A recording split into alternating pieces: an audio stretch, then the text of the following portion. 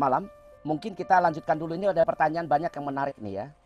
Jika narasumber tidak keberatan, teman-teman di sini masih bergabung 245.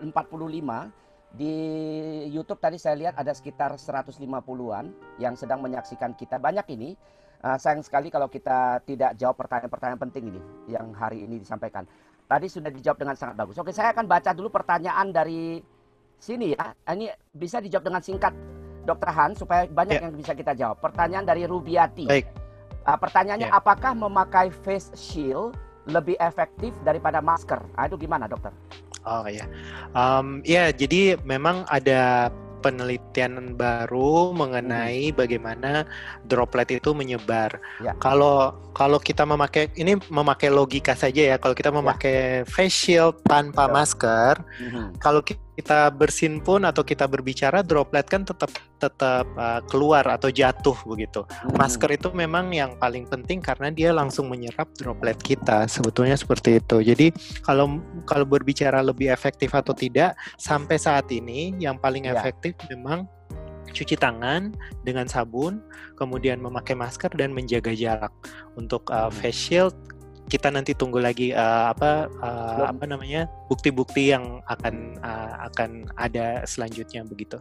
Oke, baik, sudah dijawab ya. Kalau soal nyaman mungkin lebih nyaman karena dia tidak rapat ke mulut kan gitu ya. Dan kita bisa melihat orang dengan lebih mudah, dengan lebih jelas barangkali gitu ya. Tapi Dr. Hans berkali-kali mengatakan tadi ini ciri khas seorang ilmuwan.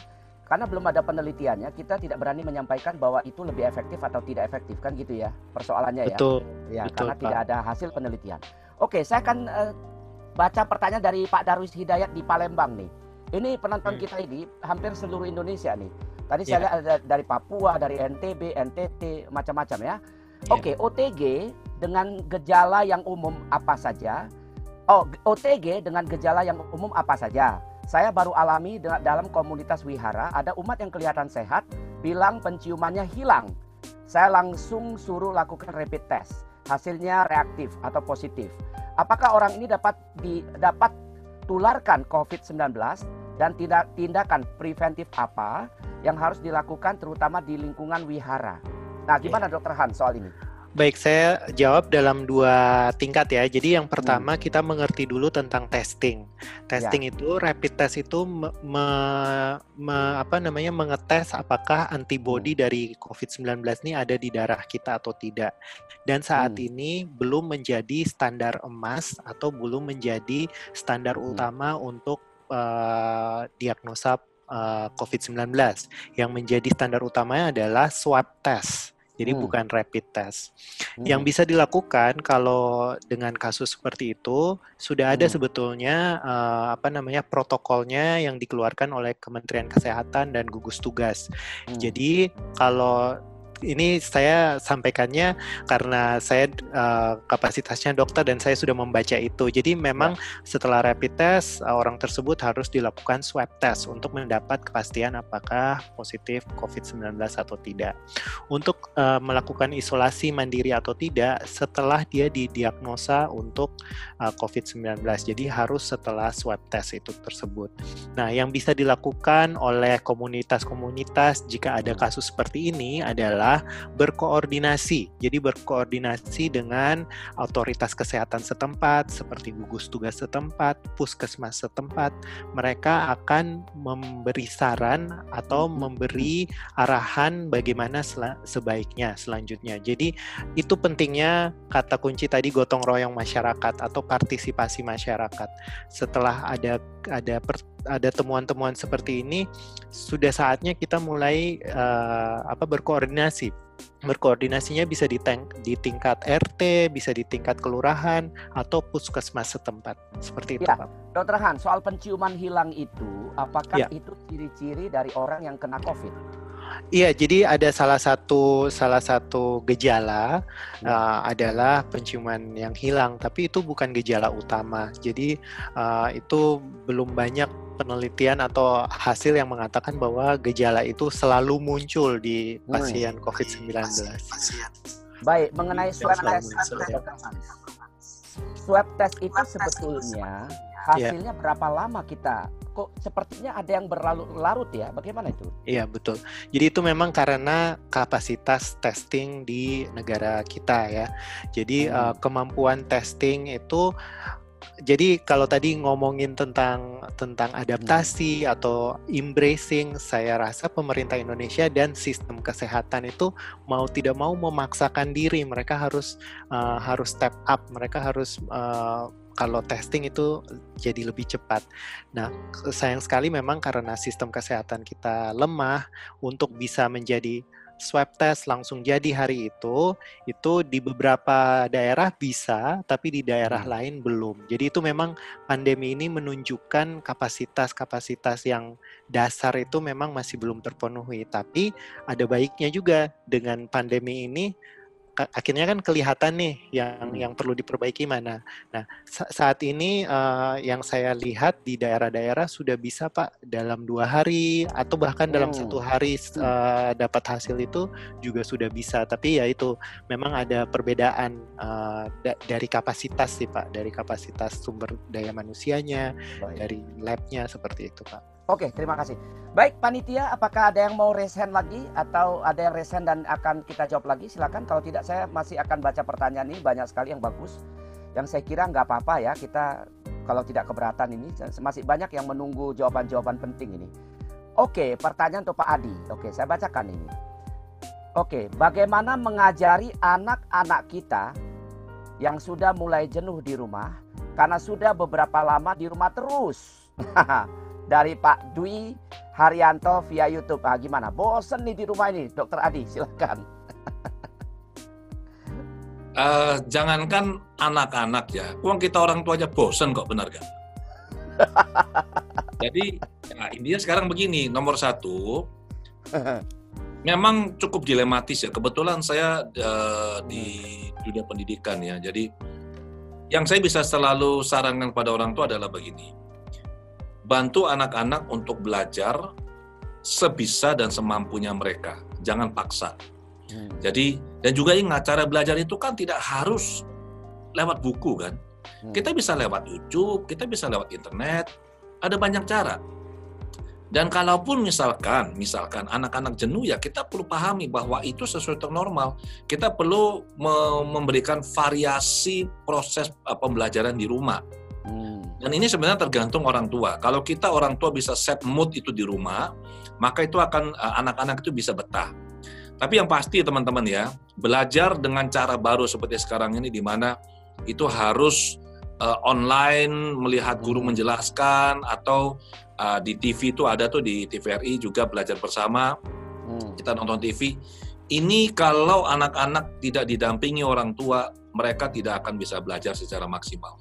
Karena anak-anak satu mudah bosan, yang kedua, kalau ternyata materinya itu mereka rasa tidak relevan untuk mereka, ya sudah, mereka bisa saja duduk, kemudian mereka bisa saja melihat layar laptop atau layar TV, tapi sebenarnya pikiran mereka tidak ada di sini. Badan mereka ada di depan TV atau di depan laptop. Ya. Jadi saya sih selalu berharap ya, orang tua sudahlah, bantu anak-anak sebisa mungkin, jangan paksa. Kenapa? Ini penting. Kalau sampai misalkan mereka kita paksa, misalkan untuk mencapai kriteria ketuntasan minimal tertentu yang ditetapkan oleh sekolah, dan anak-anak sudah bosan, apa yang terjadi? Mereka mulai tidak suka dengan sekolah, benar nggak? Mereka mulai tidak suka dengan belajar, dan bisa muncul trauma di situ. Akibatnya adalah apabila mereka sudah terlanjur tidak suka sama sekolah atau tidak suka dengan belajar, ini akan terus terbawa. Dan nanti kalau misalkan mereka benar-benar bisa masuk kembali ke kelas seperti sebelumnya, maka perasaan tidak suka ini akan terus berlanjut, dan ini akan mempengaruhi mereka secara jangka panjang. Betul. Didik mereka di rumah sebaik mungkin, kalau bisa didik mereka dari sisi sikap, karakter, dampingi mereka, sering-sering ngajak ngobrol mereka, belajar sebisanya, jangan dipaksa. Seperti itu, Nah, Pak Adi, masalahnya orang tua itu ada yang mengeluh begini, wong aku itu nggak ngerti loh pelajarannya ini. Bagaimana aku membantunya? Oke, kalau misalkan anak-anak ini di playgroup TK atau di SD, itu sebenarnya orang tua tetap bisa. Pelajaran sampai di SD kelas 4, kelas 5, itu kalau kita sedikit mau berusaha ya, kita googling, itu kita bisa mengajar mereka. Memang yang saya akui, pelajaran SMP itu sekarang berat. Saya ingat betul, saya belajar gerak lurus berubah beraturan, ini fisika ya, itu pada saat saya SMA kelas 1. Saya ingat benar ini. Kenapa? Karena ada orang tua di sekolah kami nanya ke saya, loh Pak, ini anak saya sekarang SMP sudah diajarkan materi ini.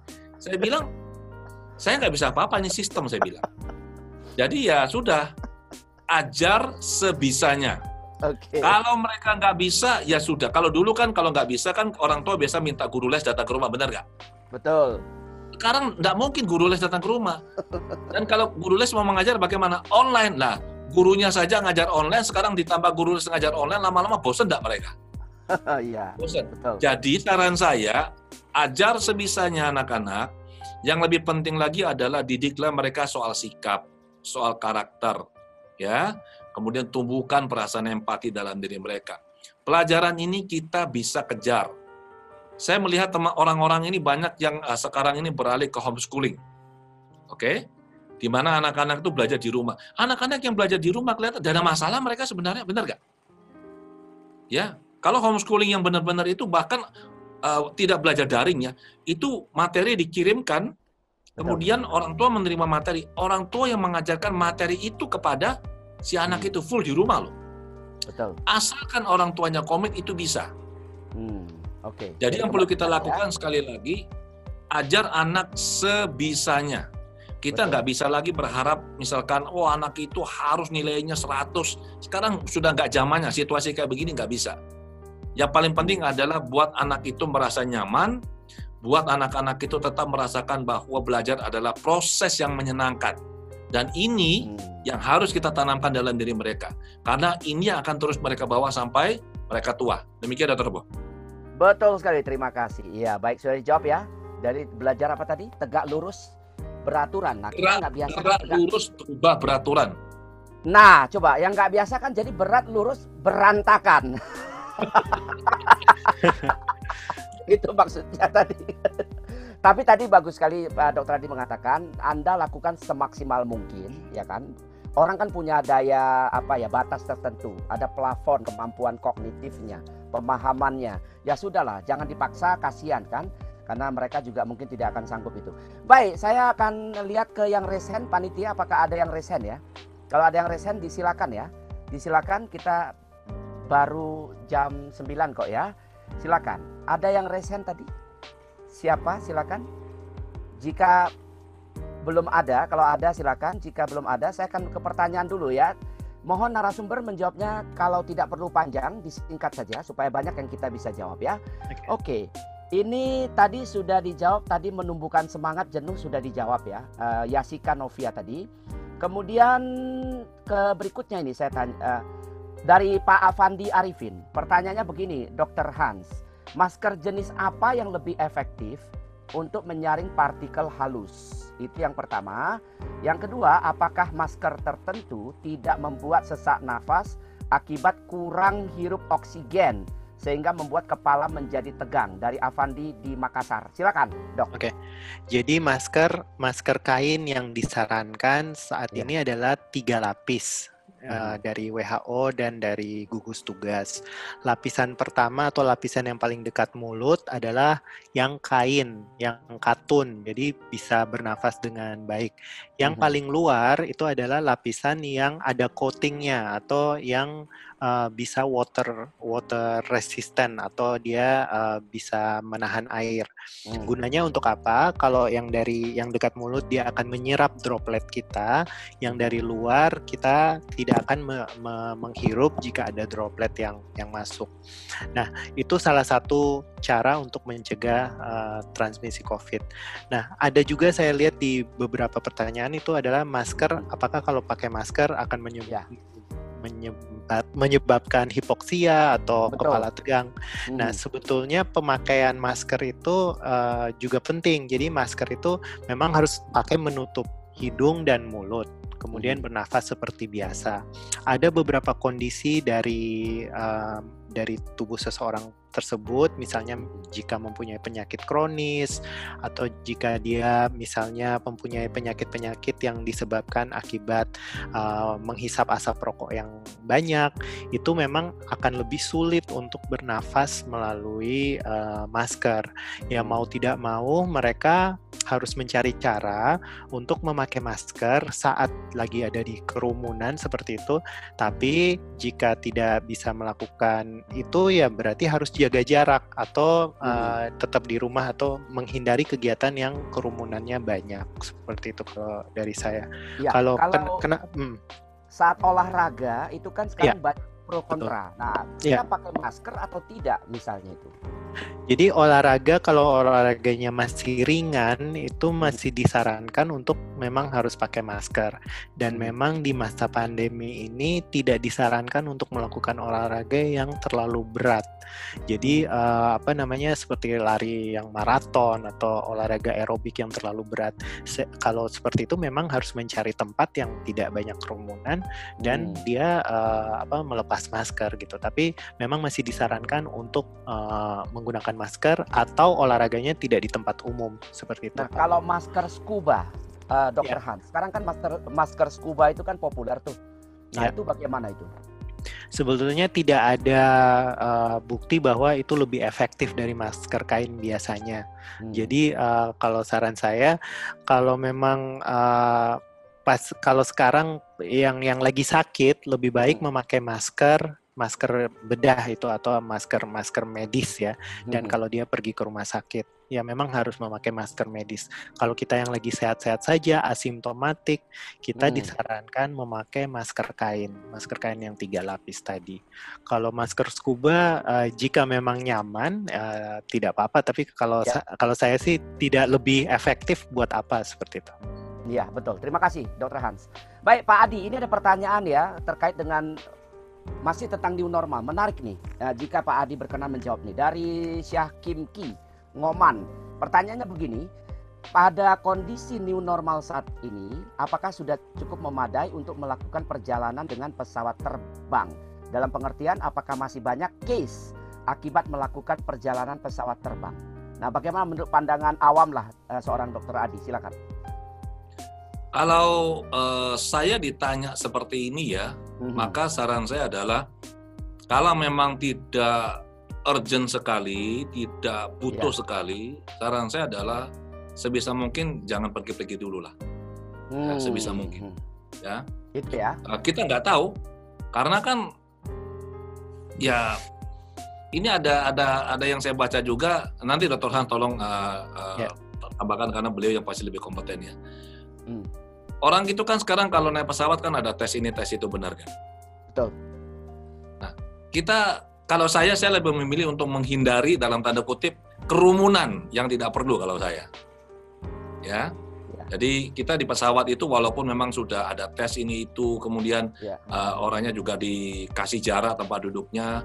Ya kalau memang yakin silakan berangkat. Tapi kalau memang dirasa itu tidak yakin dan Anda merasa tidak nyaman dan kalau memang tidak perlu sekali, lebih baik udahlah di rumah saja dulu deh. Demikian dari saya. Baik, terima kasih. Dr. Hans, bagaimana tentang hal ini? Ya, jadi memang sudah banyak protokol mengenai itu, tapi betul yang tadi kata Pak Adi ya, rapid test itu masih belum menjadi standar emas untuk menegakkan diagnosa COVID atau tidak.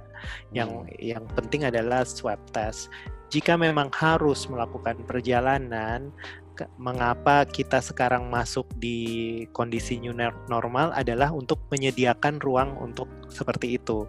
Jadi kalau dari saya, mau tidak mau kita akan menuju ke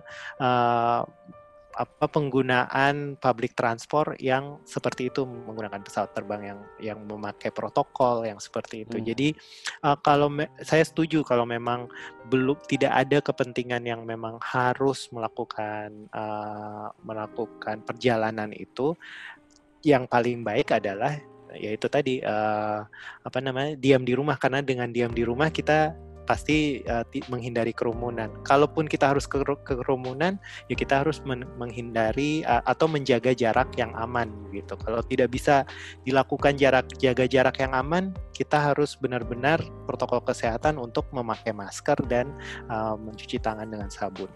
Seperti itu, Pak. Baik, terima kasih. Nah, saya beruntung pernah dan beberapa kali talk show dengan pemilik travel besar di Indonesia. Beliau mengatakan begini, saudara, ini analisa dari sisi seorang pemilik bisnis travel. Bayangkan loh, saudara. Sekarang harga tiket Jakarta Surabaya dulu 800.000, 1 juta, betul ya? Dengan prosedur sekarang ini, cek ini, cek itu, cek ini, cek itu, 4 jam di depan ini, pakai ini, pakai itu. Harga itu lebih mahal daripada harga tiket. Itu satu.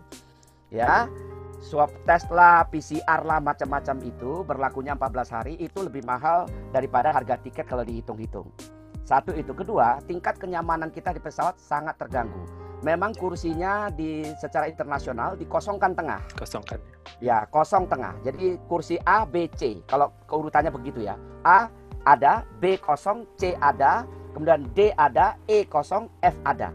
Sehingga harga tiket pesawat akan naik 50% minimal dari harga yang sebelumnya. Itu sudah disampaikan. Dan kemudian berikutnya adalah soal kebersihan. Ketika ada orang tiba-tiba dia bersin di depan, yang kena siapa, saudara? 2 minimal. Orang di depannya sama orang di sebelah kanannya. Walaupun sudah kosong, yang B, kursi B, ya kan? Tapi kursi C ini kan ada orang misalnya. Maka akan terkena juga seperti itu. Jadi beliau seorang pemilik travel besar di Indonesia, cabangnya di Asia Tenggara. Di Indonesia minimal ada 300 cabang di seluruh Indonesia, 20 provinsi. Menyarankan, tadi yang Dr. Adi bilang, kalau nggak penting-penting yang Mbok Yao, nggak usah pergi-pergi. Saya tidak bisa bayangkan Dr. Adi, saya, Dr. Hans, dan kita yang lain-lain di sini yang biasanya 1 bulan itu bisa 20 hari di kota lain, gitu ya. Tiba-tiba di lockdown di kamar yang sempit, di kantor yang sempit, ya nggak ada pilihan lain. Kecuali kita memang mau menyehatkan. Tadi kan Pak Han, Dr. Hans, Pak Adi sudah sampaikan. Kita menjaga diri, menjaga orang lain juga. Ya sudahlah, kecuali sangat penting. Kalau kita sakit, perlu keluar negeri, hati-hati kalau ke Singapura. Anda pergi ke sana, nah ini. Begitu tiba di sana, Anda dikarantina 14 hari. Bayangkan saudara, rencana mau foto di singa mengucurkan air. Tahu-taunya Anda 14 hari dikarantina di kamar coba. Di hotel. Jadi hati-hati sekali saudara. Untuk itu jangan dulu berpikiran pergi-pergi dulu lah ya. Kita tenangkan diri di rumah, sehatkan diri dulu ya. Baik, panitia, kita teruskan ya. Ini ada pertanyaan bagus nih. Nah, ini Pak Hans, Dr. Adi, Dr. Hans, saya minta dijawab dengan jujur. Ya, boleh diplomasi, tapi dengan jujur ya. Ini pertanyaannya dari Eli. Pertanyaannya adalah, mengapa new normal diterapkan di negara kita, sementara kurva kasus di negara kita masih terus menanjak? Nah, coba silakan Dr. Adi. Kurva terus menanjak, kenapa diberlakukan new normal? Nah, itu pertanyaannya. Silakan. Kalau ditanya kenapa kurva terus menanjak, dari kacamata orang awam ya, bukan dari orang yang bergerak di bidang medis seperti Dr. Hans, ya. Saya melihat ini ada 2 hal. Yang pertama masalah ketegasan penegakan aturan. Itu yang pertama.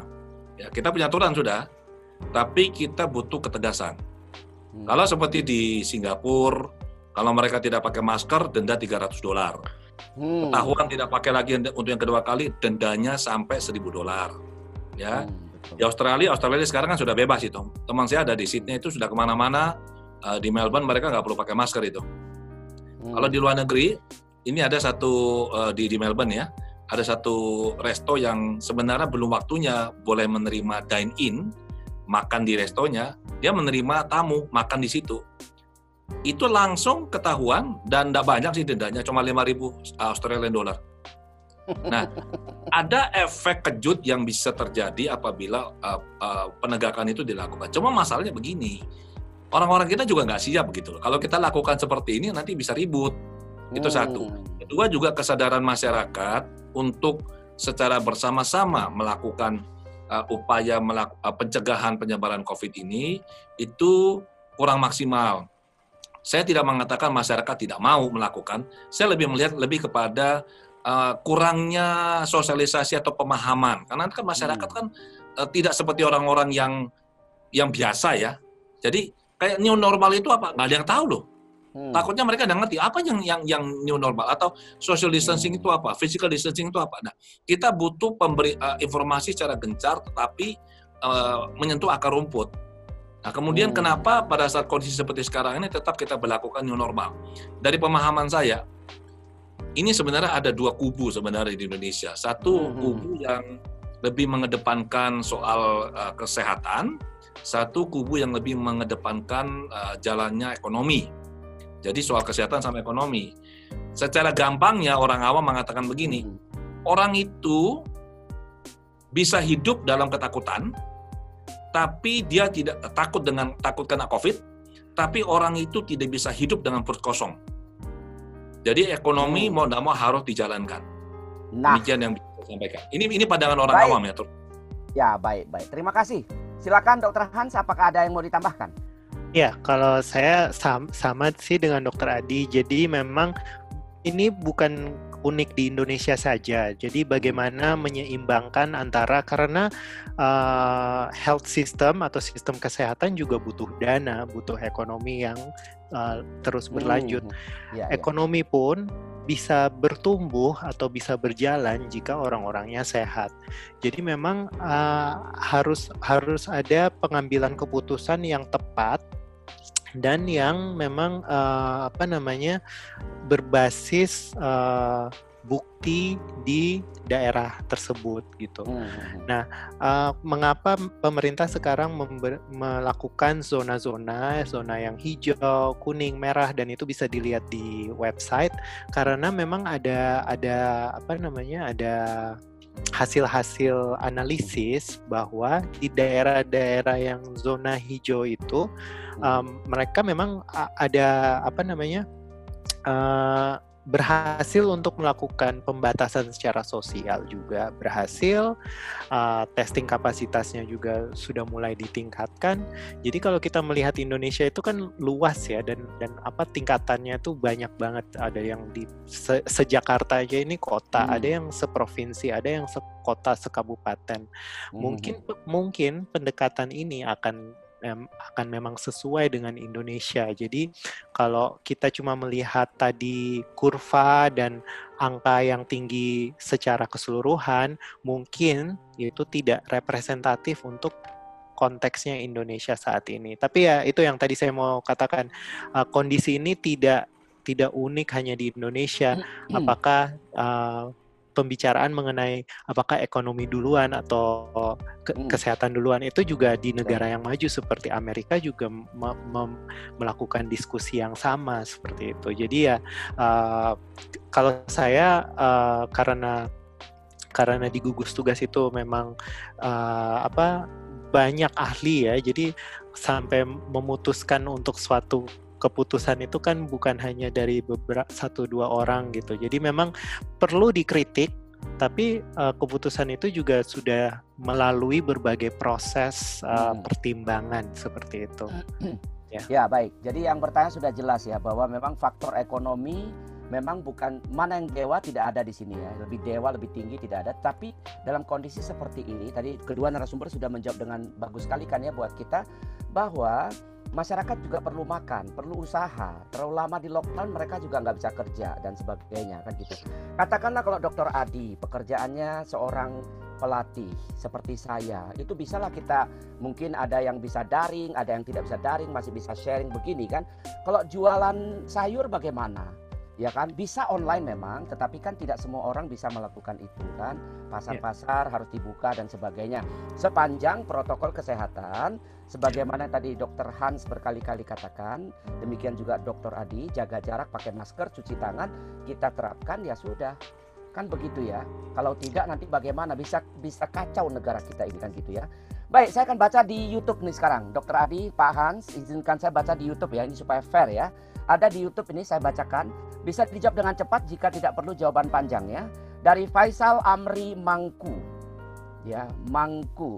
Bagaimana cara mengajak kolaborasi keterlibatan orang tua agar pembelajaran jarak jauh bisa tetap berjalan dan bermakna bagi siswa, di mana tiap orang tua juga sudah ada kesibukan kerja masing-masing. Nah, bagaimana pendidik? Silakan, Dr. Adi. Oke, jadi begini, kondisi sekarang ini peran orang tua itu penting ya. Jadi, tapi saya juga memahami benar bahwa orang tua ini kan, apalagi kalau two income family ya, di mana dua-dua ayah dan ibunya bekerja, sudah sibuk dan capek sekali dengan urusan pekerjaan, pulang tuh masih harus lagi mengajar anak, benar nggak? Betul. Nah, Betul. ini yang selalu dikeluhkan oleh orang tua.